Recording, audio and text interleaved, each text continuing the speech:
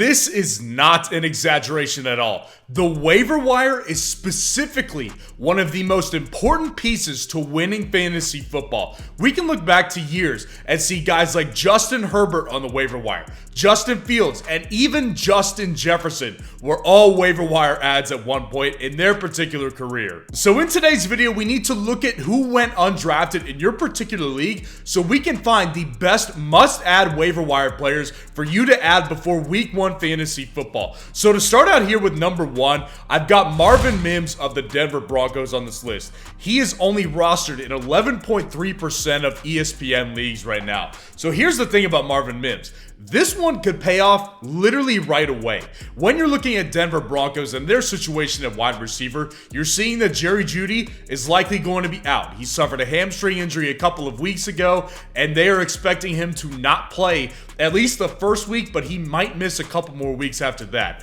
And then if you look back even further into the offseason, you saw guys like Tim Patrick go down for the rest of the season. KJ Hamler is out as well. So they are short 3 wide receivers to start week 1 at the very least right here, which leaves Courtland Sutton as the wide receiver 1 in this offense. If you look back to last year, you could see that this is not the guy you want to be your wide receiver 1 in an offense. Wide receiver 43 last year in fantasy football. Marvin Mims has literally every opportunity right away to be a stud and to show the team that he deserves targets and snaps. He has this opportunity right away. So the first question you might be having is, hold on, Ryan, whoa.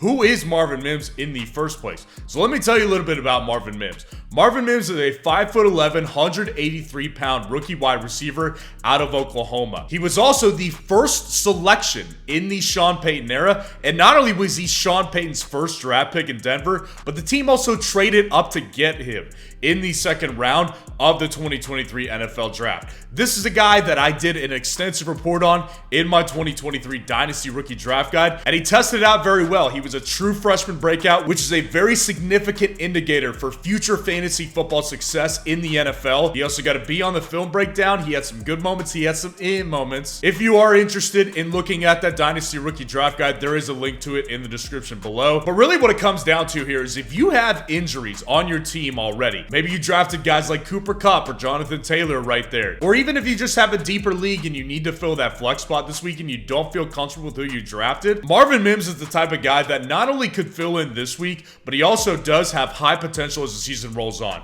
Now moving on to our next guy on the list, I've got Diontae Jackson of the Indianapolis Colts, rostered in 30.7% of ESPN leagues, and that number is climbing. That number will probably be higher by the time you're seeing this. As I am filming this on Monday night, that's what the number was. So this one is very simple. If you drafted Jonathan Taylor especially, or even guys like Breece Hall or Javonte Williams, and you're not comfortable with having them in your running back slot, you can't even put Jonathan Taylor as a starter this week, this is the type of guy you want to target. This is a 4-week rental at the very, very least. Diontae Jackson was confirmed earlier this week to be the lead back in this Indianapolis backfield while Jonathan Taylor is out. And when you look back to last season, Diontae Jackson honestly had some pretty good games filling in for Jonathan Taylor. Ironically, one of his best weeks of the season was in week 6 versus Jacksonville. He was the running back 1 on that particular week last year. So he's had some good history against a team like Jacksonville, who of course the Indianapolis Colts are playing in week 1. This is not going to be a long-term value guy. Just make sure you know that if you do plan on adding a guy like Diontae Jackson, this is simply a short-term rental if you need a running back or just want to play keep away from one of your league mates. Now moving on to our next guy, I've got Greg Dulcich here at the tight end position on the Denver Broncos. He's rostered in about 32% of leagues on ESPN right now. Honestly, this one kind of surprised me when I saw how low of a roster percentage that Greg Dulcich had. Greg Dulcich is a guy that's going to be involved. As we discussed with Marvin Mims, we're talking about a team that is missing 3 wide receivers immediately to start out the season here. Greg Dulcich is going to be absolutely involved, at least very early in the season right here. And when you look back to Greg Dulcich last year, he had a good stretch run for you. He was the tight end 7 in week 7, tight end 9 in week 8, tight end 2 in week 13, and tight end 7 in week 16. So Greg Dulcich is the type of guy that can get hot and kind of get on a run for you. And the reality here with this one is that the tight end position is just so scarce. And we all know that in every single league, regardless of the scoring format you're on. The tight end position is the one position where you have a couple of guys who really have true tremendous value attached to them, and then you've got the rest of the bunch. The rest of the guys are basically all bunched together because the point disparity between all of them is a factor of half a point or even a point or two. There is not much disparity once you get down to the tight end 8, the tight end 7. If you didn't have access to guys like Travis Kelce, Mark Andrews, George Kittle, TJ Hawkinson, guys like that, if you didn't have access to, you're looking for tight end answers or even just some tight end depth right here. Greg Dulcich really is a good depth piece as a tight end right out of the gate for you. And honestly, if you need a spot start in week 1 for a tight end, if you're not feeling comfortable, if you drafted a guy like Gerald Everett and you need to put in someone who you may think has a bit of a higher ceiling this week, I think that Greg Dulcich does that. And not only that, but I do think he honestly offers more value as the season continues and he continues on into his second season as a pro. Now moving on to number 4, I've got Kenneth Gainwell of the Philadelphia Eagles. Rostered in 23.4% of leagues in fantasy football on ESPN. So over the years, Kenneth Gainwell has had his share of big boom games. He's had his share of 20-point games, even 30-point games. Kenneth Gainwell has done well in certain games over the years. This will be his 3rd year in the NFL. But largely over that same time frame, he's had a very inconsistent workload. He's never been a guy that's consistently getting 10 or even 15 touches. This guy's workload largely hinges on a week-to-week basis right here. So I've never been huge on getting Kenneth Gainwell in fantasy football. I do think he's a good shot in best ball leagues in particular, but if you see him on your waiver wire, on a redraft league right here, this year is different for Kenneth Gainwell. The reason that it is different is because the Eagles have not even announced who is going to be their starting running back week 1.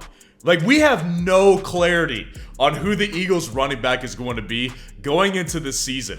Honestly, it could be all 3 of them. It could be DeAndre Swift. It could be Rashad Penny. It could be Kenneth Gainwell. Heck, we might even see some Boston Scott thrown in there every once in a while. But the reality here with Kenneth Gainwell, and the thing that he has on his side here in this particular situation, is when you look at guys like DeAndre Swift and Rashad Penny, Kenneth Gainwell has the tenure on his side. He's the longest tenured running back out of both of those guys. They were both offseason additions for the Philadelphia Eagles. So maybe this offense and maybe this coaching staff feels a little bit more comfortable with a guy who already knows their system and understands the offense. He's also the cheapest one out of all of them. Like I said, look at how much he's rostered on ESPN right now. But here's the ultimate reality with an Eagles running back in fantasy football. The Eagles have the best offensive line heading into 2023. So regardless of which direction you go, maybe you have DeAndre Swift, maybe you drafted Rashad Penny. I know I drafted plenty of Rashad Penny, and I advised a lot of you guys to do the same thing over the offseason. Regardless of who you have, you need to have an Eagles running back because, like we talked about earlier, there's already so much inconsistency and there's such a lack of clarity on who this running back is going to be out of this backfield. So the reality is you need to have one of them. Now again, he could turn out to be a complete nothing burger. This is a definite reality here for Kenneth Gainwell that we could see as the weeks evolve into the season. But he is absolutely worth throwing on your bench right now just because of the upside that he might present if he ends up being the running back 1 in this offense. Now dropping down to our next guy, number 5, I've got Jared Goff of the Detroit Lions here. He's 48% rostered, so he's almost 50% rostered. Barely made the cut on this particular video right here. This one is really, really easy, guys. He's going to continue to get more rostered because he was the quarterback 10 last year. He is a top 10 quarterback for me this year. There's no reason why Jared Goff should be on anyone's waiver wire. Absolutely no reason. Now again, obviously 48% of leagues he's rostered in, so he may not be available in your league. He may very well not be available in your league, and you may say this is really pointless. That's why I'm keeping it very, very short. If he is available, he should not be available. You need to scoop him up because the reality is you will either need him during the season or one of your league mates is going to need him, and you don't want them to have access to a top 10 quarterback in fantasy. Now, moving on to our next guy, I've got Van Jefferson of the Los Angeles Rams on this list. He is rostered in 15.2% of leagues. Now, obviously, Van Jefferson is not a guy that I'm normally targeting. If Cooper Kupp is healthy, this is not a guy I have really much interest in at all. But because of Cooper Kupp's injury, this one becomes interesting. Cooper Kupp has been in Minnesota this week, seeing a specialist for his hamstring injury. This is not a good sign, especially when you're talking about week 1. Cooper Kupp does not look like he's going to be ready to go. And the fact that he's seeing a specialist in a different state shows me that this injury honestly could linger into the earlier part of the season for sure. I mean, this is not an injury that is going to go away all of a sudden. We see it every year. Look at Keenan Allen last year. He got injured in week 1 with a hamstring injury and proceeded to miss the first half of the season last year. This is not a good situation for Cooper Kupp. So the reality here with Van Jefferson, let's put aside the matchup this week, and obviously he's going to be playing this week, and Cooper Kupp is likely not going to be, but this is a situation where Van Jefferson could offer a lot more value as the season rolls on. But let's look at this week specifically. I expect the Los Angeles Rams to get absolutely curb stomped by Seattle in week 1.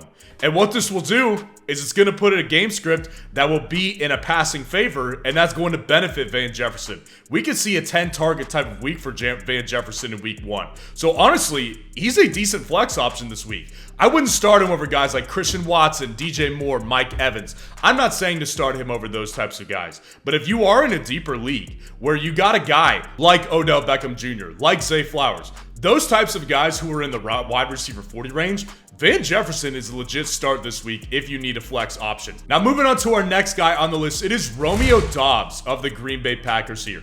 He is rostered in 19.3% of leagues on ESPN right now. Honestly, this one surprised me how available he is as well. I mean, we're looking at a guy who last year had plenty of big games himself as a rookie wide receiver. And Romeo Dobbs, to be clear with you guys, he's not like a super talented freak. Like, this is not a guy who I thought was fantastic during the scouting process last year. He wasn't exceptional last year. He had good games and he had boom games, but he also had a lot of stinkers as well. But it is absolutely worth noting, and the main reason he's on here is because all offseason, I have been keeping up with Jordan Love and the Green Bay Packers with a very close eye because of how interested I am with the Jordan Love situation.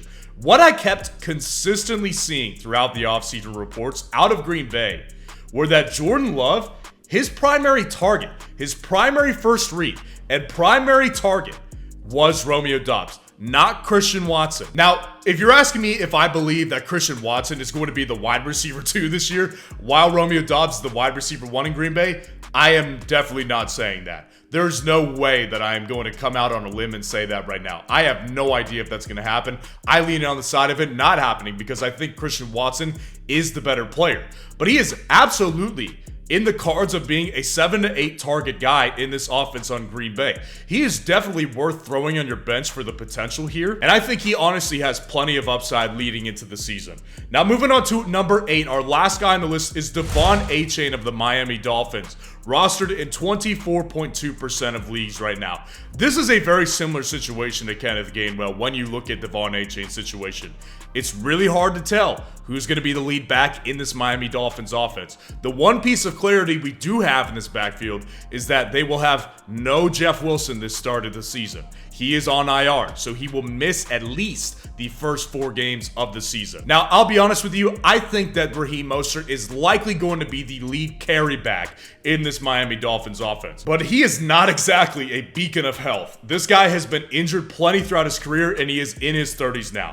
This is not a primetime situation here for Raheem Mostert. Now, I'll be honest here about Devonta Akers. If you have not been following me all offseason, you won't know this, but I was not a big fan of Devonta Akers as a prospect, mainly because of size. But the one thing nobody can debate is his pass catching upside and ability that he brings to the table. He is an excellent pass catcher. He was one of the best pass catching running backs in the 2023 class. So there is a legit shot that Devonta Akers could have a lot of pass catching upside, and he's looking to be ready for week 1 after he missed a couple of weeks with his shoulder injury. This one simply is worth throwing on your bench right here just because of the upside play that he presents being on an explosive offense and without any clear running back 1 as the season continues. continues, we could definitely see Devontae Jackson start to get more touches and more big plays. So please make sure you're subscribed so you catch my weekly waiver wire ad videos during the season. And if you want to see who the top 30 running backs are for 2023 fantasy football,